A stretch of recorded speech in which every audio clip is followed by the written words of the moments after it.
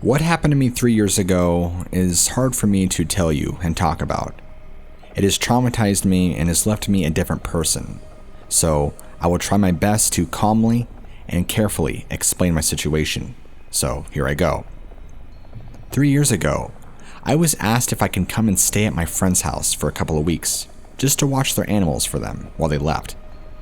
This family was a family that I was very close with and had grown up with for a very long time. They lived on the outskirts of a smaller town out in Arizona and had some goats and some dogs and some other miscellaneous livestock, like chickens. They were going on a 2-week stint across the U.S. somewhere, but I couldn't really bother to remember. It's kind of irrelevant. I was in between jobs at this time, pretty rinky-dink ones, and they were going to pay me a pretty penny for the 2 weeks that I was planning to stay out at their house. So, of course, I accepted the offer.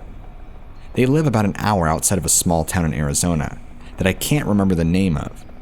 I just know it's a couple of hours outside of Tucson, but they have their own piece of property with a small stable-like structure that they have built, and they house other livestock in. Goats primarily.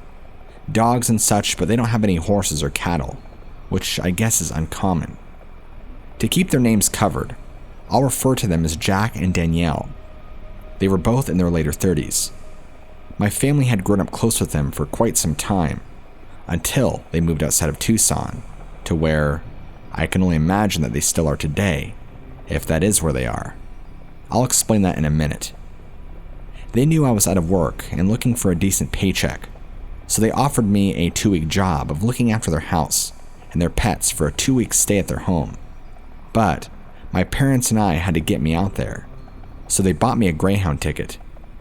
I was only 18 at the time. To my knowledge, Danielle could not conceive, so the only real children they had were their dogs and goats, which was fine by me.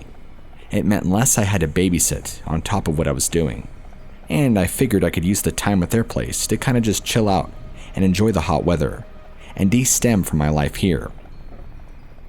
Little did I know it was going to turn into what it did. So, I got a ticket out there, and I met Jack in Tucson, where he picked me up from the bus stop. I grew up in Southern Cali, along with Jack and Danielle for most of my life, so I was already accustomed to the stifling heat. But I feel like Arizona brought a whole new level. On the car ride out there, he's explaining to me how beautiful it is and how I'm going to have a great time for these next 2 weeks, and hopefully, I won't be too bored. Arriving on the property was the first real time I even got to see their house. It was much larger than I imagined it.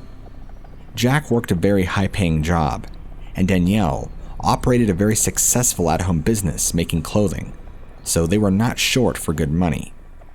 They both took me on a mini tour of the property, where I was able to see their outside shed they built, and see a beautiful handcrafted stable that they made for their goats and dogs. Even though the dogs were so attached to Danielle and Jack, they never slept in it. They primarily slept inside. Hey, whatever, right? It was their fur babies after all. They had a total of 6 goats and 4 dogs and about a dozen chickens. They had a Labrador retriever named Missy. They had a black lab named Buddy. And then 2 blue heelers that were rescued were also sisters that came from the same puppy litter. Their names were Misha and Mega. The goats all had very similar names, kind of reminding me of the dwarfs in the Lord of the Rings book. They briefly explained to me how to take care of them, when to feed them, etc. It wasn't really hard to do. If anybody ever owns livestock, then they would probably know what I'm talking about. I asked them if there was any problems that ever arose. Predators, an animal going into labor that I wouldn't know what to do. They laughed and eased my thoughts, and told me I was overthinking it, that they hadn't had any problems like that, and I should be fine. I was probably just nervous. Little did I know that my life during the stay would change forever, and would of course involve sectors of the government I couldn't dare dream of. But again, I'll get on to that. Thankfully, the upkeep was very minimal, and after that, we went inside and hung out till the evening time, when it was time for them to go and head to the airport to catch their flight. We had a good homemade dinner, and a good talk, and they said their goodbyes. The 4 dogs were pretty in and out of the house. I knew they would keep me good company. I had Jack and Danielle's number, so if I needed anything, I would just be able to reach out to them first. We finally said our goodbyes, and then that was it. They headed off, and I would not see them again till the following Saturday after the next. It was Friday, and they were set to arrive back the Saturday morning after the next. 2 weeks exactly from the following morning. So more like 2 weeks and a half a day. Surprisingly, Jack and Danielle had pretty good internet out where they were, considering it was kind of just the middle of nowhere. There wasn't much around. Oh, and if you consider the desert beautiful, then you would be in heaven here. The next few days would prove fairly uneventful, and nothing really happened. I would go outside periodically and spend some time with the goats and play with the dogs. Other times I would watch TV, or play on my phone or what have you, even dinking around on YouTube. They had a really nice guest room with a very expensive mattress, so to say I slept like a baby is a complete understatement. It was either on the third or fourth day, I can't remember. I woke up in the middle of the night to some loud banging and noise outside of the stable, and the goats screaming. I figured one of the dogs slipped out and was causing a ruckus, so I was already starting to get irritated because I was awakened from my perfect slumber. Groggy and angry, and getting up out of bed, I was getting ready to get out there and yell at the dogs for getting out of the stable, and I made it to the back door and opened it. Stepping out and walking to the stable, I continued to hear a bunch of commotion. I had a flashlight with me, so I'm shining it, and I get to the small stable door, and before I can open it, I hear something big trail off in the night behind the stables. I open the door, revealing all goats that were visibly fine, but they seemed incredibly shaken. I remember thinking, what was that? What on earth is going on? I was spooked, but my mind made excuses like it was probably a big coyote or something. The whole thing just gave me the heebie-jeebies. It felt wrong. After a few minutes of trying to calm them down, and myself, I decided it was time to go back to bed. Upon stepping back in the house, I see the 4 dogs passed out on the floor by the kitchen snoring. Yikes. I don't know how I missed that. I'm not really sure what happened there. Hopefully I don't have to deal with setting up traps to catch a coyote or something. And besides, I could have sworn I set the dogs in the stable. Maybe it will resolve itself, I thought. I went and laid back down, taking me probably an hour or 2 to finally fall back asleep. I was awakened by Missy slobbering all over my face that morning. The same next day, I went out to go check on the goats, which they seemed to be fine now, after their little strange extravaganza from last night. Now that it wasn't pitch black, I decided to walk on the back side of the stable, where I'd heard whatever it was jumped out and take off into the desert night. I could see that a piece of the stable had a broken opening. This left about a 3-foot hole in the bottom, and that a small animal could easily fit in. I couldn't tell if it had been like that way for a while, or something from the outside had broken in. My first instinct was to let Jack and Danielle know that we might have a coyote problem. I tried calling both their phones, but they were either off or no service. I got a call back from them later in the day, asking if everything was okay, and I briefly told them about what had happened and my findings. Jack instructed me to not hesitate to pull out his rifle that he had stored away, if I needed to, and they had issues with coyotes in the last few years, but not any time recent. I kinda just said okay, sounds good. But once I got off the phone, I was freaking out. I'm just a kid from South California. I never even held a gun before, let alone shoot one off. I didn't even know how to load it. I can only hope that more problems didn't arise. A couple more nights came and went, and things seemed calm again. On one of the following nights, I was jolted awake by a slamming on the window, and when I turned, I nearly fell out of the bed. Glaring at me from the window was this hideous face you'd see out of a video game. If I were to give you a description, it looked just like the Faulkner from Skyrim, except it had large black eyes and long jagged teeth. I started screaming and ran out of the room. I don't know why it was slamming on the window. I guess it was trying to get in. My running into the living room freaked out the dogs and woke them up, and they started barking and going into a frenzy.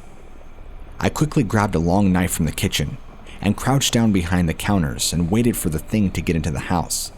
All the while, The dogs were going crazy.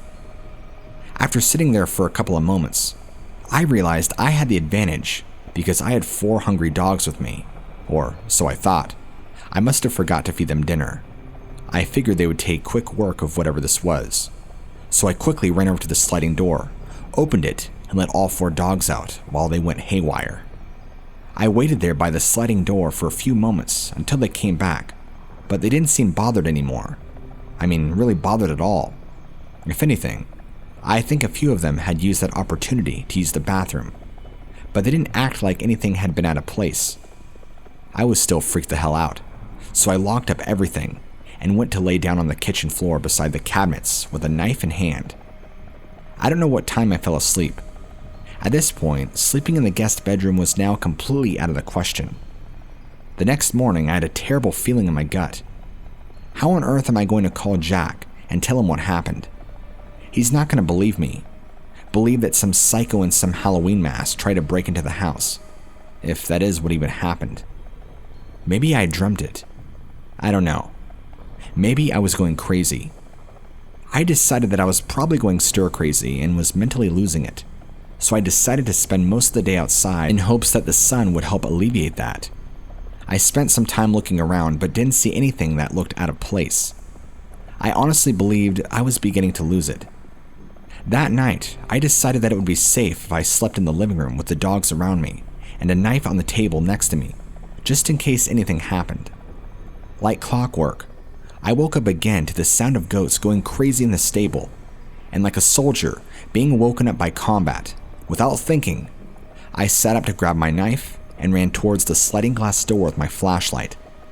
The dogs that too were awakened were going crazy, so I figured if we're all going out there, we'd be able to put a stop to whatever was causing havoc in the stable. This is where things turn from normal to absolute insanity, and I have to remind myself that yes, I was in reality when this happened. Me and the dogs run to the stable door, and there is so much noise going on. Before I go on to where I open the door, I could hear the goats screaming and going crazy, more intensely than they were before, of the previous night.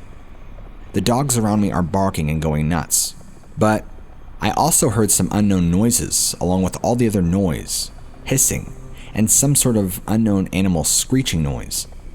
I fling open the small stable door and shine my flashlight, and this is where my reality turned into that of a Hollywood horror movie.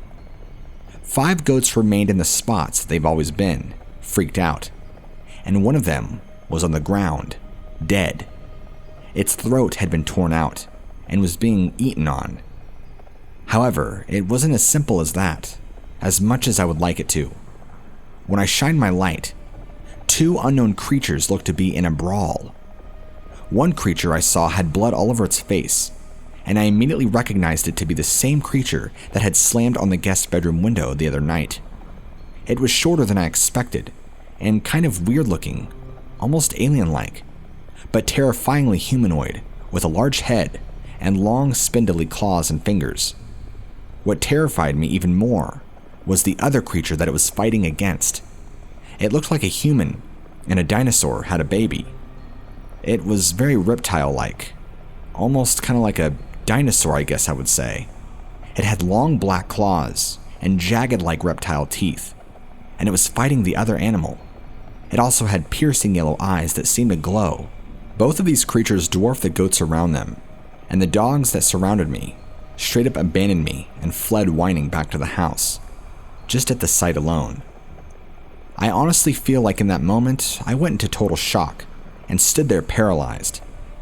This reptile creature pinned down the other creature, whatever it was, and tore a large piece of meat off of its side, where that creature screamed the most inhuman scream I've ever heard. They somehow didn't even notice me, or seem to care I was shining the light right on them, if this was going on. As it tore the chunk of meat off, blood splattered, and it pushed itself up and tore through the back of the stable, breaking much more of the wood off and ripping open the board, while this reptilian creature chased after it. Both creatures running on all fours with blood everywhere. Not only was the goat in front of me dead, with its throat torn out, but I also noticed that there was this weird slimy substance all over the inside of the stable. It's kinda like saliva-y, but it was different. It had a dark color to it and was very thick, kinda like a goop. Then there was the blood from whatever these two creatures were fighting against. I don't think I really had time to process what reality was, honestly. My fight or flight instincts kicked in, and all I could do was phone the police, and told them creatures were trying to break in and kill my goats. Even the operator was acting kind of strange about what I'd like to do. She kept saying, "What do you mean creatures?" I just kept saying, "I need an officer here now. I need an officer here now." About 12 minutes later, as I'm pacing around the front, trying to process whatever my reality now was, as an officer shows up outside the house. He was a very nice older gentleman who had heard what I had to say and then went back there to go check it out for himself. He comes back a few minutes later, and he asked that I call the owners, Jack and Danielle, and let them know that they were needed back here as soon as they could. The officer seriously explained to me, after observing everything that happened, that this was far more serious than he initially thought, whatever that means. He left and kept things very vague. He really didn't give me any information. I immediately called Jack and Danielle, waking them up in the middle of the night, freaking out, telling them exactly what I saw that happened. They both went quiet. I was on speakerphone, so I heard both their reactions. They didn't say much, which kind of freaked me out even more. Jack just said he'll be there first thing in the morning, and he'll get a flight as soon as he could. I head inside the rest of the night with a knife in my hand, and the dogs, and not knowing what the hell I just saw, or if I was in some joke or prank show, or possibly a horror movie. Maybe somewhere along the way, somebody slipped me some LSD, and this was all just a bad trip. I honestly believe I was just in total shock, and that I couldn't fully process what was going on. For the next period of time, I want to say an hour, I sat there on the kitchen floor with 2 knives in my hand, waiting, rocking back and forth. I don't think I fell asleep, but felt extremely detached from reality. I heard a knock at the door. At this point, it's early on in the morning, still dark out. I put the knives down and answered it.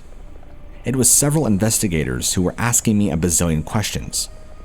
Their entire demeanor was hostile. They even looked funny. They reminded me of Secret Service agents.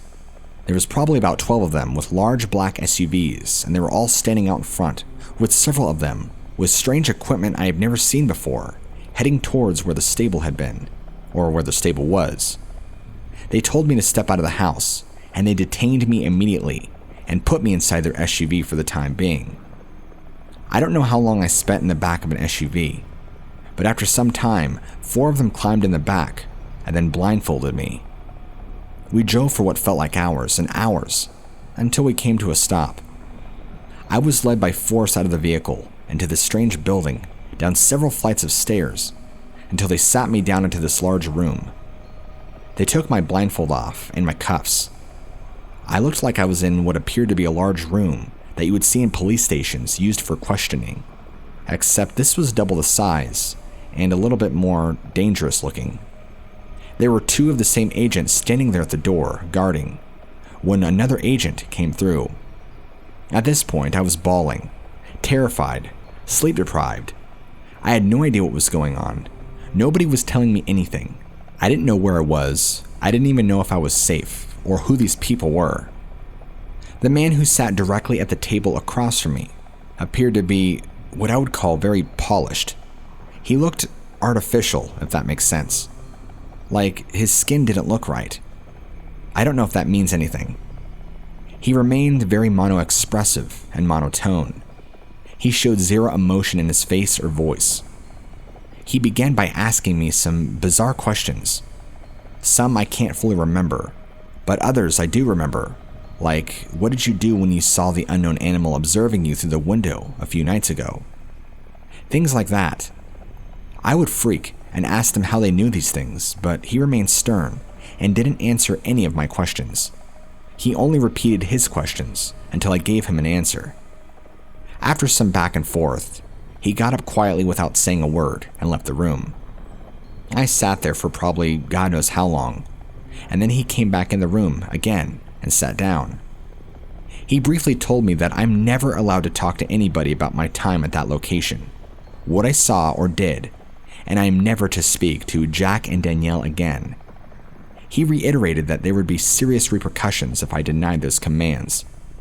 I told him where to go and how to get there, and for the first time in our conversation, he gave a brief smirk and calmly said, "So be it," and got up and left.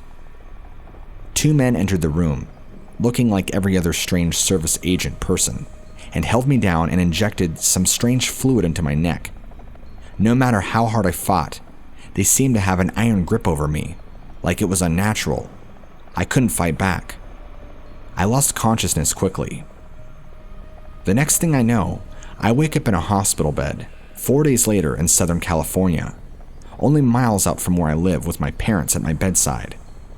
I began screaming, crying, freaking out, screaming so loud that the doctors and nurses come rushing in to find out what's wrong. I began screaming that I needed to talk to Jack and Danielle. My parents just gave me the grimmest look, while the doctors and nurses were trying to calm me down. My dad sat down on the bed, looked off into space, and sighed. He said, "Son, nobody has been able to get a hold of either of them. It's been 4 days now. Nobody knows what happened. They've been reported missing, and there's already a missing persons report for each." I screamed more and more and questioned how I got here. What happened? I was told that I was found lying on the side of a highway nearly 12 miles from this hospital and was taken here when someone found me. I couldn't stop crying. I was literally going insane. I remembered everything. As soon as things became calmer, the doctors and nurses left the room and gave my parents and I our privacy. I told them everything that had happened while I was there, and that I was taken by these strange men. They just looked at me and told me they're going to let me rest. I don't think they believed me. Surprisingly, they didn't even ask how I ended up 12 miles out on the middle of a highway being picked up by somebody. I don't know why or how. Fast forward in time until right now, where I moved out shortly after coming home from the hospital. I moved out with some friends and moved states away where I could work a small job.